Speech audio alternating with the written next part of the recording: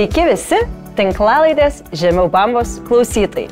Aš esu Aivara, gydytoja bei mokslų daktarė. Žemiau bambos kalbiname moteris bei įvairių sričių specialistus apie moters sveikatą be tabų.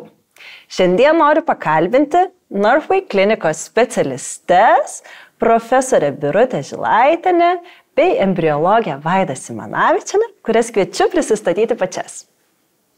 Labą dieną, aš esu Birutė Žilaitienė, medicinos mokslo daktarė, profesorė, gydytoja endokrinologė.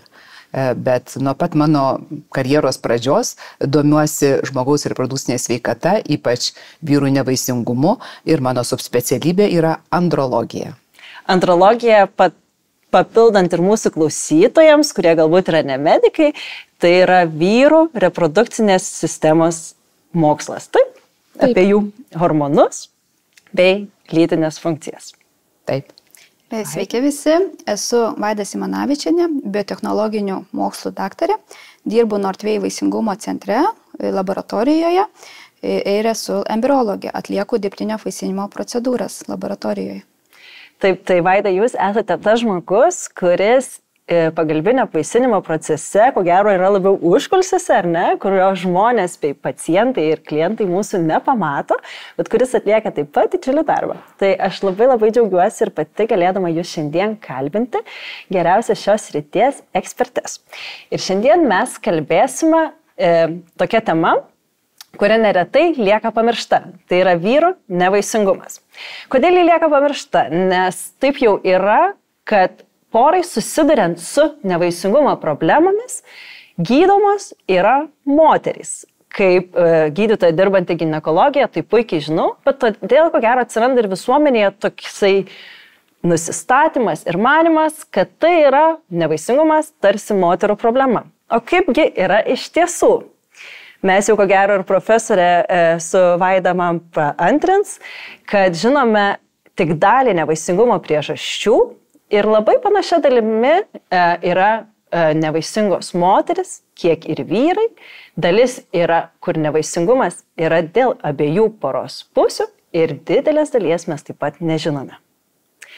Taigi, pakalbėkime šiandien apie vyrų nevaisingumą. Kokiasgi dažniausias yra vyrų nevaisingumo priežastys? Į šitą klausimą yra gana sunku atsakyti, nes bent trečdaliui vyrų tų priežasčių mes taip ir nerandame.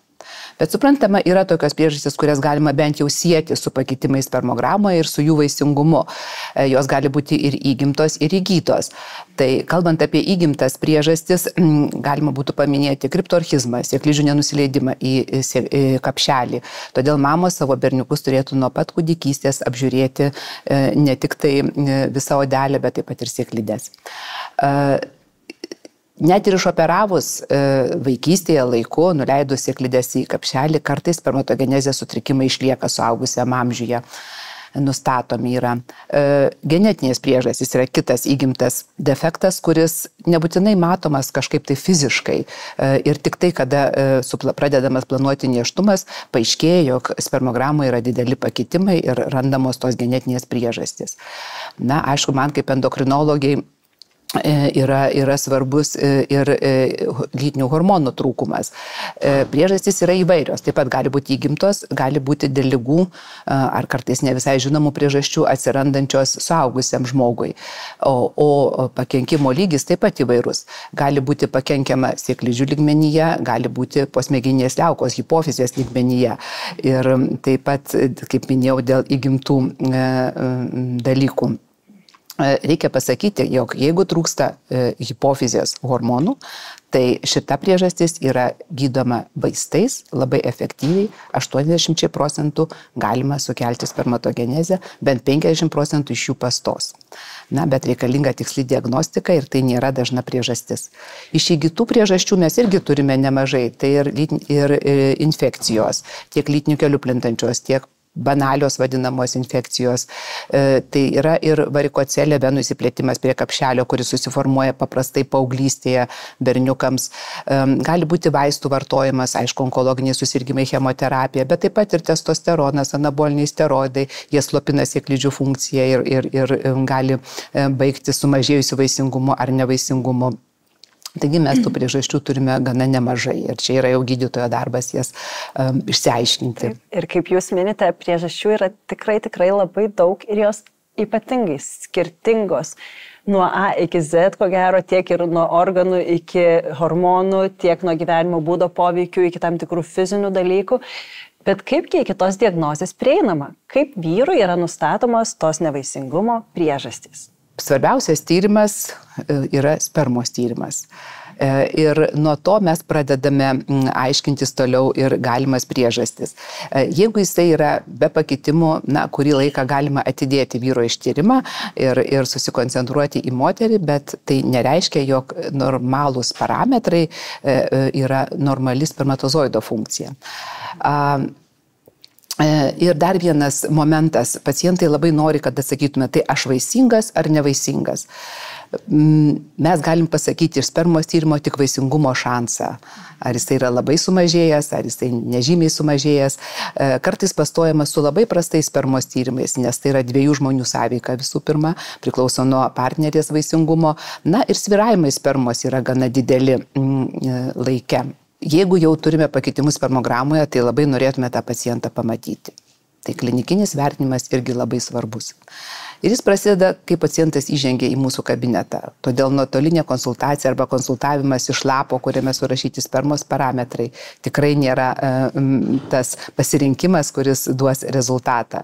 Tai pacientams kartais atrodo, kad gydytojas taip atmestinai kažko užklausė ir po to žiūri į kompiuterį ir spausdina ir ten fiksuoja viską, bet iš tikrųjų tikrai mes matome ir labai daug dalykų, tiek matome kaip paciento brendimas yra ar pasibaigęs, kaip jo yra svoris, kaip galbūt kitų gretutinių susirgymų, galbūt retas endokrinės ligas mes galime diagnozuoti. Bent keliem pacientam aš nutačiau akromegaliją, kai jie kreipėsi dėl augimo hormono perteklių, kai jie kreipėsi dėl vaisingumo.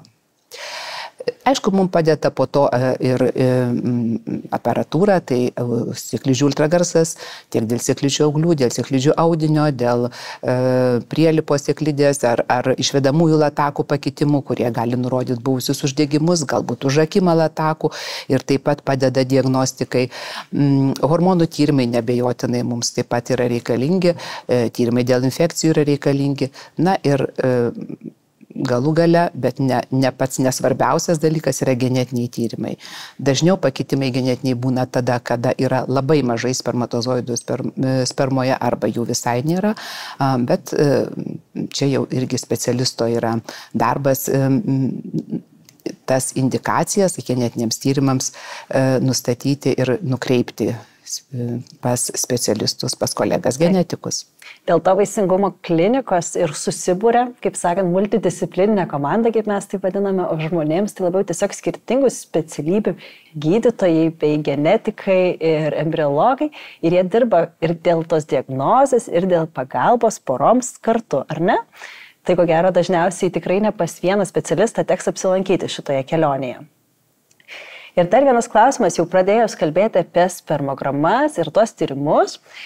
Dabar dažnas dalykas ir tikrai girdime jau ir daugiau žiniasklaidoje, kad šiuo metu vyrų spermos kokybė pastaraisiais dešimtmečiais yra labai suprastėjusi. Tai klausimas jums, Vaida, kuri, ko gero, daugiausia kasdieną mato tų spermogramų. Kodėlgi taip yra? Taip, tai visų pirma papasakosiu, kas ta spermograma per tyrimas yra. Tai jos metu yra vertinama gana nemažai parametrų. Visų pirma, yra 3 pagrindiniai parametrai. Tai yra skaičiuojama spermatozoidų koncentracija, judrumas ir morfologiniai pakitimai. Gauti rezultatai yra lyginami su Pasaulio sveikatos organizacijos nustatytomis normomis ir tokiu būdu žinom, ar gauti parametrai atitinka normas. Spermogramai atlikti yra naudojamas mikroskopas ir speciali skaičiavimui skirta kamera. Taip pat spermogramos metu vertinam ir antisperminių antikūnų buvimą. Šis tyrimas irgi gana svarbus. Esant sveikam organizmui, sėklidžių ir kraujo barjeras saugo spermatozoidus nuo imuninių ląstelių. Tačiau pažeidus šį barjerą gali prasidėti antisperminių antikūnų gamyba, kurie atakuoja spermatozoidus ir sutrikdo jų judėjimą. Ir visa tai gali lemti poros nevaisingumą. Taip pat spermogramos metu yra vertinama spermatozoidų kaip minėjau, tie 3 pagrindiniai parametrai, taip pat visas mėginių kiekis, spermos tasumas, drumstumas, pH, aglutinacija bei apvalių ląstelių buvimas, kas gali rodyti infekciją. Visi šie daugybė parametrų padeda daktarams nustatyti tikslesnę diagnozę. Dar norėčiau paminėti apie vieną papildomą tyrimą, kurį iš tikrųjų labai dažnai atliekam kartu su spermograma, tai yra oksidacinio streso nustatymas. Oksidacinis stresas atsiranda tuomet, kai sutrinka pusiausvėra tarp antioksidacinės sistemos organizmo ir laisvųjų radikalų gamybos. Esant laisvųjų radikalų pertekliui, jie pažeidžia spermatozoidų DNR ir sutrikdo jų judėjimą. Ir tokiu būdu vyrai gali tapti nevaisingi. Kalbant apie kokybės pokyčius pastaraisiais dešimtmečiais, yra atlikta gana nemažai tyrimų, kurie parodė, kad per pastaruosius 50 metų vyrų spermatozoidų koncentracija sumažėjo 2-gubai. Ypač dideli pokyčiai nustatomi nuo 2000 metų. Taip pat yra atlikta kelios dešimtis tyrimų 2014-2019 metais tam laikotarpyje, kurie parodė, kad kasmet spermatozoidų koncentracija sumažėja 1%. Taigi remiantis šitais rezultatais galim daryti išvadą, kad dėja kasmet vyrų vaisingumas po truputį mažėja. Įdomu, bet čia ir atsižvelgiant į amžių, ta prasme, ne dėl to, kad žmonės vėliau nusprendžia susilaukti vaikų, tyrimus ko gero įtraukti buvo visi, ar ne? Taip. Tai čia bendrai populiacijoje tokia tendencija stebima. Ko gero, iš karto kyla mintis apie tą blogą spermos kokybę jūsų paklausti ir kodėlgi jį gali būti bloga, kokios gali būti to priežastis ir kodėlgi tų vyrų daugėja su bloga spermos kokybė. Taip, iš tikrųjų tai yra aktuali labai problema ir aš esu taip pat dalyvavusi ne vienam tyrime. Kaip jūs ir minėjote, tai ne tie vyrai, kurie tik tai sugalvojo turėti vaikų, buvo tirti, bet, sakysime, Lietuvoje mes tyrėme šaukiamojo amžiaus jaunuolius, tai nuo 18 iki 26 metų ir esam ne vienos publikacijos bendraautoriai. Ir Lietuvoje dar ta spermos kokybė nebuvo tokia bloga lyginant, sakysim, su Danija, bet kaip rodo tyrimai, kaip minėjo Vaida, yra iš tikrųjų tas blogėjimas pastaraisiais metais, pasaulinė tendencija labai, labai prasta. Nors galvojama, kad dabar daugiau informacijos ir visi pradės veikiau gyventi. Apie priežastis kalbant, tai siejama su gyvensena, kaip jau paminėjau, visų pirma su nutukimo pandemija, su nesveika mityba, atrodo pasirinkimas didelis, bet žmonės skuba bėga daug greito maisto, daug sočiųjų riebiųjų rūgščių, daug konservantų ir kitų maisto stipriklių priedų, kas skatina nutukimą, yra vartojama net nejaučiant to. Ir kita priežastis yra aplinkos veiksniai. Danų mokslininkai, su kuriais mes daug metų bendradarbiaujame, yra paskelbę tokią sėklidžių disgenezijos sindromo teoriją, kuri iki šiol, bent prieš kelis dešimtmečius, kuri iki šiol nėra paneigta. Tai jie įrodė, kad aplinkoje vis daugėja į hormonus panašių medžiagų, kurios atsiranda iš žmogaus veiklos, tai yra iš plasmasių, iš pesticidų, iš asmens higienos netgi priemonių. Ir šitos medžiagos jau intrauteriniam laikotarpį per mamos organizmą patenka iki vaisiaus, veikia jo, sukelia jo DNR pažaidą ir lytinės sistemos vystymosi sutrikimus. Vėliau suaugusiam berniukui dažnesnė yra, jau vyrui, dažnesnė yra pakitimai spermogramoje, didėja sėklidžių vėžio atvejų pasaulyje ir daugėja įgimtų defektų lytinės sistemos. Bet šios į hormonus panašios medžiagos pasirodo veikia ir suaugusi organizmą ir taip pat gali sukelti spermatozoidų pažaidą. Tai tokias dvi svarbiausios priežastys galėtų būti. Tai manau, kadangi mūsų tinklalaidė ypatingai klauso nemažai ir nėštumą planuojančių, bet ir besilaukiančių, tai čia labai labai gera jūsų pastaba, kad yra labai labai daug medžiagų, kurios jau ir nėštumo tame intrauterinėme vaisių laikotarpyje gali paveikti būsimą vaisių. Ir bent jau Danijoje mes iš tiesų turime ir tokią mobilią aplikaciją, kurioje galima patikrinti beveik kiekvieną būtinė prekė, kurią galima sutikti parduotuvėse, ar kiekvieną kremą, kurį mes randame, ar yra kažkokia Lietuvoje, ar internetinė svetainė, ar kita kokia aplikacija, kur būtų galima patikrinti, ar daugiau žinoti apie kiekvienus produktus? Nežinote tokių? Aš negalėčiau pasakyti, bet mes taip pat esame darę studiją, kur buvo tyriamas nėštumo laukimo laikas moterims ir kokias jos medžiagas naudojo. Tai taip pat tos, kurios daugiau naudojo visų asmens higienos priemonių, atrodo, kad jų nėštumo laikas turėjo tendenciją būti ilgesnis. Taip. Tai dėl to bent jau kaip ir mes bendravome su nėščiosiomis, tai nepaisant to, kad sunku atlikti tam tikrus tyrimus, kurie tiksliai pasakys, kad kažkas yra labai labai žalinga, nes tokių tyrimų mes su nėščiosiomis tiesiog netliekame, bet ką galime patarti kaip specialistai, tai visų pirma tiesiog stengtis kuo natūralesnius produktus dėti tiek ant savęs, tiek į save. Tai čia ko gero labai paprasta ir tikrai nepakenks, ar ne? Manau, kad labai teisingas patarimas. Taip, ir kuo mažiau papildomų medžiagų. Na, kalbant toliau tęsiant apie spermos kokybę. Tai kokios yra tos skirtingos blogos kokybės rūšys? Nes, manau, nemažai ir mūsų sekėjams bei klausytojams kyla klausimų, kai gauni tą spermos tyrimą ir tu kaip paprastas žmogus, kuris tiesiog ateina pagalbos, matai, spermos yra per mažai, arba ląstelės yra nejudrios, arba ląstelių visai nėra. Ir kągi tai reiškia, kokios yra apskritai tos rūšys, kas gali būti? Taip, tai visų pirma, kreipiam daugiausia dėmesio į 3 pagrindinius parametrus, kuriuos prieš tai minėjau, tai yra spermatozoidų koncentracija, judrumas ir morfologiniai pakitimai. Jeigu šie parametrai yra žemiau normos, tai, kaip minėjo profesorė Birutė, tai dar nereiškia, kad vyras nėra nevaisingas. Netgi su ypač prastos kokybės sperma moteris kartais pastoja.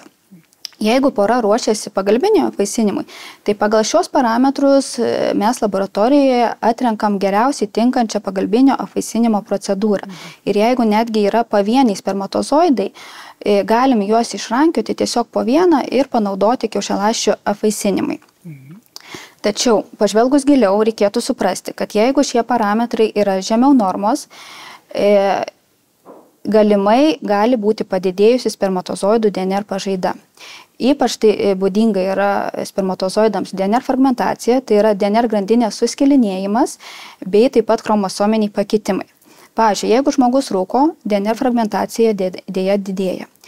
Atliekant pagalbinio apvaisinimo procedūrą su spermatozoidais, kurių DNR fragmentacija yra didelė ar kita pažaida yra didelė, tuomet dėja embrionų kokybė prastėja, ko pasekoje nėštumo tikimybė mažėja. Taigi yra svarbus ne tik tie su spermograma gaunami pagrindiniai parametrai, bet taip pat ir svarbu priežastis, dėl ko jie atsiranda ir ta koreliacija su galimai padidėjusia DNR pažaida. Tai žodžiu, spermos kokybė vienas dalykas, tai dar yra ne viskas, kaip jau girdžiu ir ne kartą šio pokalbio metu, bet vis tik tai, dar nepriejus prie pagalbinio apvaisinimo, ar yra kokių gydymo būdų vyrams ir vyrų nevaisingumui, dar nepriejus iki pagalbinio apvaisinimo procedūrų? O galbūt, jeigu jau einame ir link to, ar yra kažkokių papildomų medikamentų ar kitų priemonių, kurias jiems reikėtų vartoti? Kaip Vaida minėjo, iš tiesų mes labai dažnai susidarėme su ta oksidacinė pažaida ir iš to sekančiais spermatozoidų pakenkimu, jo DNR pakenkimu. Todėl ypač jeigu diagnozuojame tą pažaidą, yra tam laboratoriniai metodai, tai antioksidantų specialių papildų vaisingumui vartojimas tikrai yra naudingas. Tai aš pacientam negaliu prižadėti, kad jie vartos ir pastos. Turbūt ne, yra daug tų priežasčių. Tačiau sumažinti tą oksidacinę pažaidą yra naudinga tiek galvojant apie spontaninį pastojimą, tiek ir ruošiantis pagalbiniam apvaisinimui. Nes biologo sėkmė priklauso nuo to, kokias jisai gauna ląsteles. Kalbant apie kitus medikamentus, aišku, jeigu mes nustatome priežastį, tai ir gydome infekciją, gydysim antibiotikais, jeigu yra hormonų trūkumas, tai arba perteklius, tai vėlgi yra atitinkami gydymai. Kaip minėjau, gana dažnai tos priežasties mes taip ir nenustatome ir tada lieka tas vadinamas empirinis gydymas. Šiuo metu juo labai domimasi, nes kaip bebūtų pagalbinis apvaisinimas yra jau toks paskutinis pasirinkimas, jau yra didesnė intervencija, o empirinis gydymas hormonus veikiančiais medikamentais, nebūtinai jie yra hormonai, bet tiesiog per hormonę sistemą veikiančiais gali duoti efektą tiek spontaninio pastojimo požiūrių, tiek, sakysime, ir indukuojant spermatogenezę, net jeigu priežastis nėra žinoma, kartais jie gali padėti. Tai čia specialistas tą ir gali rekomenduoti, gydyti ir stebėti. Taigi dabar jau reiškia, atsiranda tų priemonių ir vyrui, nepaisant to, kad anksčiau girdėjome, jog gydomos tik moteris, bet tyrimai vis atranda naujų būdų, ar ne? Ir kaip galime ir vyrams padėti, kad ne tik moteris būtų gydoma šioje kelionėje. Ir kitas klausimas apie tą gyvenimo būdą, kuris yra be galo aktualus, nes mes kalbėjome, kad neretai iki tos problemos yra ateinama dėl gyvenimo būdo. Tai ar galima daryti kažkokius pokyčius gyvenimo būdo, siekiant pastoti, galbūt netgi jau planuojant nėštumą, o po to netgi ir sužinojus, kad spermos kokybė nėra gera, ar gali gyvenimo būdas kažkaip padėti ir kaip greitai? Pastaruoju metu labai daug kalbama apie gyvenseną ir paskutinėme Europos reprodukcijos ir embriologijos kongrese buvo labai daug sesijų, net nustebau, kad ne tik tai apie medikamentus kalbame, apie technologijas, bet apie gyvenseną. Tai ir jauni žmonės tikrai labai domisi ir stengiasi ir man labai malonu, kai ateina ir jie jau atsisakė visiškai alkoholio vartojimo, ar ten nustojo rūkyti, ar padarė kitus pokyčius, padidino fizinį aktyvumą, nes visa tai yra susiję ir su spermos kokybė arba spermatozoido kokybė, jeigu mums tie parametrai ir nepavyksta jų paįtakoti.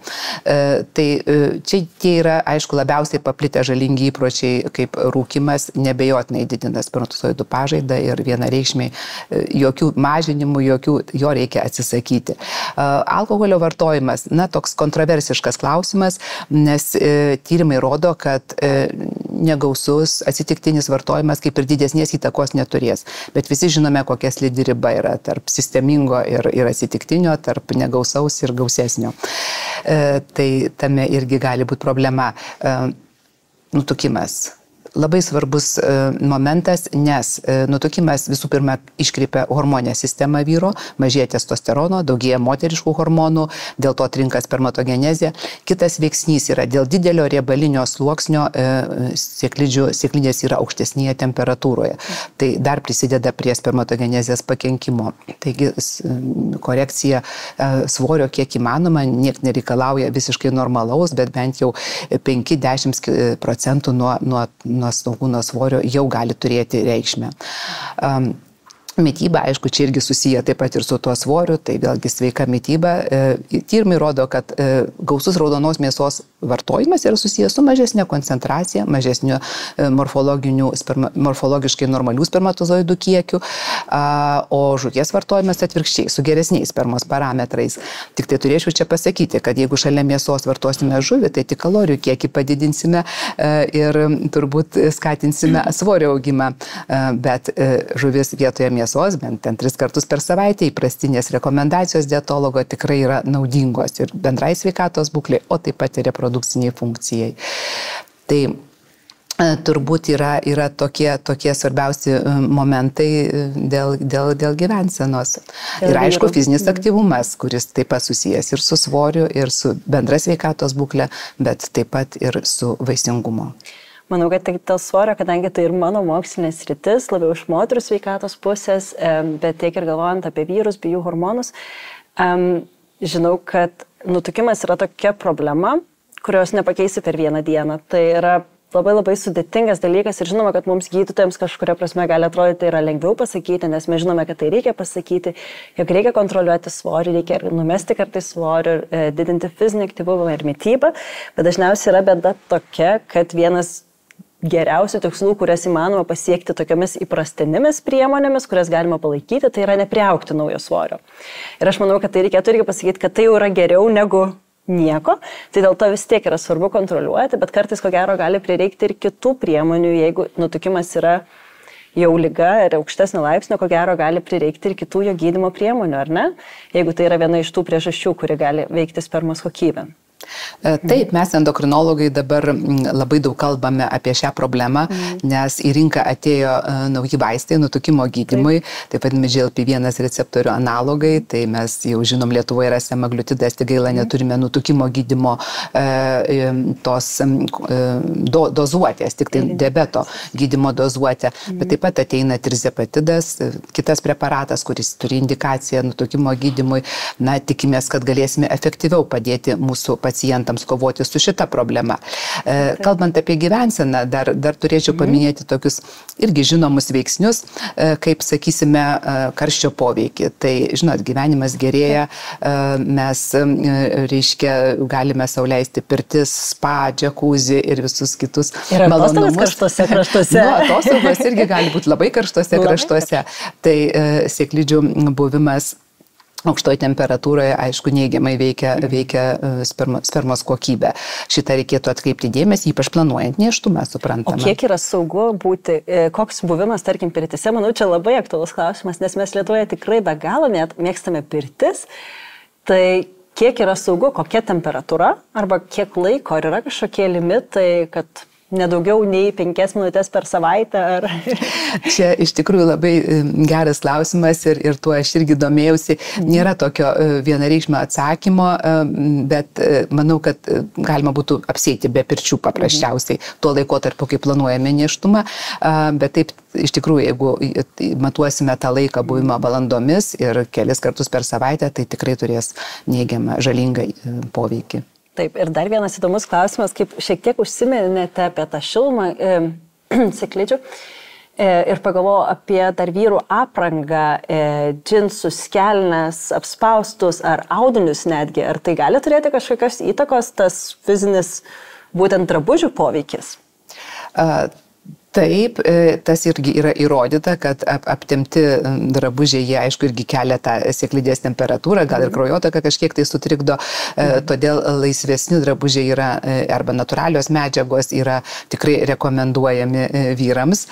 Taip pat kalbant ir apie fizinį aktyvumą, tai yra, pavyzdžiui, studijų, kad jeigu kasdien bent 2 valandas važiuosi dviračiu, jau gali turėti neigiamą poveikį vaisingumui. Tai čia turbūt turi irgi įtakos tiek tas temperatūra, tiek galbūt tas traumavimas, tiek galbūt ir drabužiai. Ir dabar supratau, kodėl Danijoj žmonių vyrų spermos kokybė blogesnė. Tai čia tie dviračiai bus. Taip, čia ne iš mokslo pusės. Bet vis tik tai yra ir tam tikrų vaistų ir tam tikrų gyvenimo būdo pokyčių, kurie galėtų padėti pasiekti tą norimą rezultatą, susilaukti vaikų, bet ne visada tai įmanoma ir kartais tenka pasitelkti pagalbinį apvaisinimą. Tai kaipgi pagal spermos kokybę parenkami skirtingi pagalbinio apvaisinimo būdai, žinoma, kartu ir su moters sveikata atsižvelgiant, tai kaip Vaida viskas vyksta praktikoje? Tai visų pirma, gavus spermos mėginį, jį įvertinam ir kaip minėjau anksčiau, kad parenkam tinkamiausią tą pagalbinio apvaisinimo procedūrą. Spermos mėginys prieš procedūrą yra specialiai paruošiamas, sukoncentruojant pačios geriausios kokybės spermatozoidus, nes esmė yra kokybė. Kad gauti kuo geresnės kokybės embrionus, reikia spermatozoidų taip pat kuo geresnės kokybės. Šiuo metu mūsų laboratorijoje yra taikomi 3 metodai paruošimui spermos, kuris bus pasirinktas priklauso nuo spermos kokybės ir nuo procedūros, kuri bus atliekama. Toliau, jeigu spermos kokybė yra prasta, bus taikoma taip vadinama intracitoplazminė spermatozoido injekcija, trumpiau ICSI procedūra. Toliau embriologas turi atrinkti dar po 1 spermatozoidą, kiekvienai kiaušialąstei taip pat geriausios kokybės spermatozoidą. Tam yra naudojamas galingas mikroskopas ir taip pat mikromanipuliatorius, kuris padeda atrinkti tą spermatozoidą, jį įtraukiant į specialią mikroskopinę adatėlę. Su ta adatėlė yra tuomet praduriama kiaušialąstės sienelė ir spermatozoidas tiesiai sušvirkščiamas į kiaušialąstės taip vadinamą citoplazmą. Tai kaip minėjau anksčiau, kad net ir esant po 1 spermatozoidas, mes tą galim padaryti tiesiog atrenkant po 1. Jeigu spermos kokybė ypatingai prasta arba anksčiau po pagalbinio apvaisinimo nepavyko pastoti, gali būti taikoma kita procedūra, šiek tiek dar sudėtingesnė, tai yra fiziologiškai brandžių spermatozoidų atranka ir taip pat sušvirkšimas į kiaušialąstę. Trumpiau ši procedūra vadinama PICSI. Jos metu atrenkami spermatozoidai, kurie turi savo išlaikę fiziologinę funkciją, tai yra ir natūraliom sąlygom galėtų apvaisinti kiaušialąstę, nes turi tam reikalingus receptorius. Taip pat atrinkti tokie spermatozoidai šiuo metodu pasižymi mažesnė DNR pažaida, dėl to galima tikėtis geresnės kokybės embrionų. Jeigu spermos kokybė yra gera, tuomet yra taikoma pati paprasčiausia procedūra in vitro fertilizacija, trumpiau IVF metodas. Jos metu tam tikras spermatozoidų kiekis tiesiog yra patalpinamas į laboratorinės lėkšteles kartu su kiaušialąstėm ir apvaisinimas jau vyksta savaime. Embriologas jau į šį procesą nebesikiša. Jau čia kaip natūraliai įvyksta apvaisinimas, lygiai taip pat ir šiuo metodu. Tai pagrindė yra šie 3 taikomi metodai apvaisinime. Ir vis tik tai, ar įmanoma padaryti dar kažką, jeigu spermatozoidų nerandama spermos mėginyje? Atrodo, misija neįmanoma. Kaip gali vykti apvaisinimas be spermatozoidų? Na, gal aš pradėsiu tada, nes pirmiausia, mes susidarėme su pacientais ir tą azoospermiją, tai yra spermatozoidų nebuvimu. Pirmiausia, aišku, reikia įsiaiškinti priežastis. Labai mažai yra absoliučių priežasčių, kad nepavykstų spermatozoidų turėti. Dauguma vis dėlto yra vienaip ar kitaip koreguojamos. Bet genetiniai tyrimai yra būtini tais atvejais. Mes turime informuoti pacientą apie priežastį ir galbūt apie paveldimumą galimybę, sakysim, palikuoniui turėti, paveldėti kažkokį tai genetinį defektą. Na, o procedūra, kurią galime pritaikyti didžiai daugumai atvejų, yra spermatozoidų aspiracija iš sėklidės, mes sutrumpintai vadiname TESA procedūrą, kada gauta medžiaga paimama punkcijos būdu iš sėklidės ir perduodama į laboratoriją tyrimui embriologui. Na ir jeigu jis randa spermatozoidų, tai aišku, kad tolimesnis apvaisinimas ICSI yra galima su tais spermatozoidais. Jeigu nerandame, vėlgi žiūrime kokios priežastys. Gal mes dar galime hormoninį gydymą pritaikyti, ar kažkokias dar sudėtingesnės procedūras, tai visada viskas yra eigoje sprendžiama. Taip, tai dar pratęsiant, embriologo toliau darbas yra toksai, gavus tesos tą vadinamą medžiagą, ieškom spermatozoidų. Kaip profesorė Birutė minėjo, kad ne visais atvejais pavyksta gauti spermatozoidus, bet jeigu gaunam, tuomet galimai yra ICSI procedūra, išrenka tiesiog po vieną tą spermatozoidą. Gautose medžiagose po tesos paprastai būna labai nedidelis kiekis spermatozoidų, tik tais pavieniai ir labai dažnai jie būna nejudrus. Tai tokiais atvejais embriologai gali pasitelkti šiuolaikinės technologijas, tai reiškia naudoti specialias terpes, kurios atstato spermatozoidų judrumą. Ir tokiu būdu mes galim identifikuoti, kurie spermatozoidai yra gyvybingi, kurie tiesiog neturi tos judėjimo funkcijos, bet yra gyvybingas. Tai va būtent tokie spermatozoidai yra atrenkami ir ICSI metodu apvaisinamos kiaušialąstės. Ir dar norėčiau paminėti, kad tai yra iš tikrųjų viena iš sudėtingiausių procedūrų vaisingumo laboratorijoje. Ir dabar klausant jūsų, manau, ir klausytojai gali suprasti tik tai, kiek daug iš tiesų vyksta stebuklų ir tose užkulisiuose, ir laboratorijoje, ir kiek daug komandos bei specialistų turi įtraukti šių būklių gydymas. Ir tuo pačiu noriu jūsų paklausti, kaip pastebite iš praktikos, ar ir poros, kurios ateina dėl nevaisingumo ištyrimo bei gydymo, ar taip pat įsitraukia abu partneriai vienodai? Ar vyrai pradėjo ir Lietuvoje domėtis savo lytinę sveikatą ir stengtis tiek pat, kiek moterys?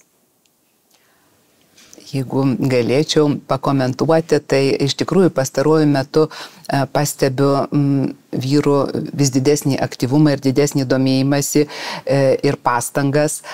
Kartais spermos tyrimus jie atlieka netgi tik pradėjus planuoti nėštumą, jau iš anksto, kad žinoti. Taip, kaip aš jau minėjau, nustoja vartoti alkoholį ten ar pradeda daugiau sportuoti ir ruošiasi tam nėštumui, tas yra labai sveikintina. Suprantama, dėja vis tiek mes turime tą kitą dalį pacientų, kurie netgi ir prieėję prie pagalbinio apvaisinimo procedūros, kuri tikrai jau nėra paprasta intervencija, jie nesugeba nei atsisakyti žalingų įpročių, pavyzdžiui, rūkymo, nei ten koreguoti svorį, ar mitybą, ar savo fizinį aktyvumą. Na ir atsakomybę tarsi perkelia specialistams ar savo partneriai. Aš irgi norėčiau pridurti, profesoriai, kad iš tikrųjų darbo metu matau dviejų tipų žmonės.